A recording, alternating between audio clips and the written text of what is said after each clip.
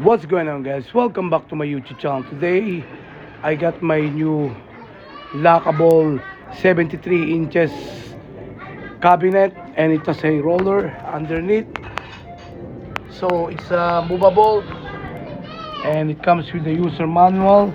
So this is the user manual, it comes with it, and as you see, that is the model, and that's what it looks like. So this one is easy to understand.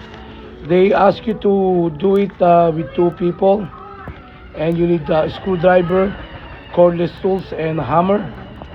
But you can do it by yourself. My wife is the one who assembled this, and there's a step by step to assemble this, and you're not gonna get wrong. Easy to understand. So this is a lockable cabinet made of steel, and it comes with two key. The two keys is nice. See, it comes with the two keys, so you can open this up. Right now it's locked. Okay, you can store this in your garage or to your backyard. So now it's already open. This is my storage. So it has a 1, 2, 3. It comes with the 4 racks. So these are some of my electronics and my automotive tools that I put everything here, as you see, and also my engine plus and my engine oil underneath. And I'm gonna buy another one like this again to my garage. Right now this is my backyard, and I'm in my backyard right now. So as you see, I'm in my backyard. And that's my side window. Okay, this is a great product. You're not gonna get wrong. Made of steel, all steel, solid steel. It's a heavy duty. I can guarantee this one's not gonna warp, as long as you guys will taking care of this. But I'm not highly recommend you guys. You need to put it with a canopy, because even though this is made of steel, but I'm not highly recommend you guys that put this outside your garage or to your backyard without the patio. I have my patio right now. This is my patio. As you see, I'm in my patio, and I have another one in storage. I'm gonna review that next time. So you can put some things to the top to add up the weight. But so far, I'm satisfied with this. As you see, these are all my electronics items, that my boxes, which I need to put this outside. Especially this is my smart camera. But you can store a lot of things in here. This one is $120. You can buy this from Amazon, and you can buy this from Walmart as well, or either eBay. You will not get wrong. 73 inches heavy duty cabinet, easy to assemble. And this one is it has a lockable. As you see, this is the lockable. So once you turn the key to the back, this is what happened. The mechanism to the top, it will lock all the way down there. It's gonna lock up. Okay, so you will not get wrong once you guys buy this kind of cabinet. It's a good storage for your electronics item, for your automotive items. As you see, I have my engine oil down there, my engine plus, and some of my cordless power tool. I have my sander, and I have my Craftsman cordless power tool, and I have this battery maintainer.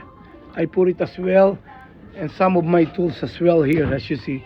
So I not organize it yet, but I store it like this. But next time I'm gonna organize it in order, so that I'm able to pull out whatever things that I need to use. But so far, this is only temporary that I put it like this. But next time I'm going to organize it very well.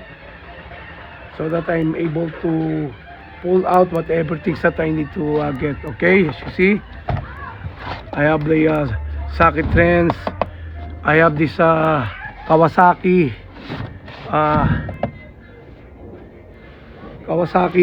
tire inflator. Okay, so I can put a lot of things in here.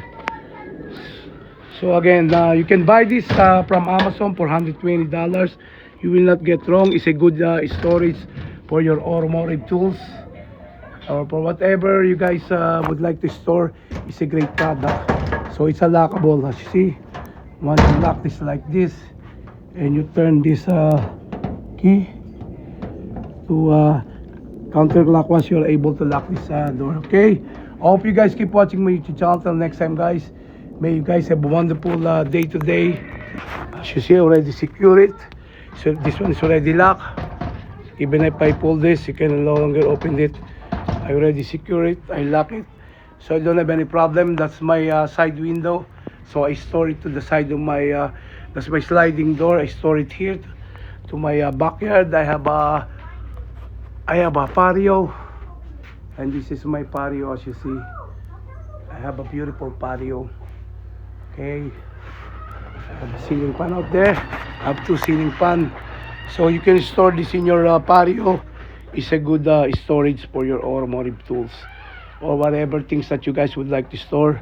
I highly recommend you guys buy this for $120. You can buy this in some other retail store. Probably you can do a local shopping through Walmart. Probably they have this in their local store, to automotive store sections rather. You can probably find this, or either Sam's or either Costco. I definitely know that they carry this to the automotive sections, and you can see this kind of cabinet, 73 inches with roller. So it has a roller wheel. See, it's a roller wheel underneath. There's a roller wheel underneath too, and all the way to the back. 73 inches heavy duty cabinet. For $120. You can buy this also some other store, probably somewhere around not more than $130. I hope you guys keep watching my YouTube channel. If you guys found my YouTube channel helpful, don't forget to subscribe to my channel, like and share to my channel. Thanks for stopping by. May God bless you all. Bye for now. Thanks for watching. God bless.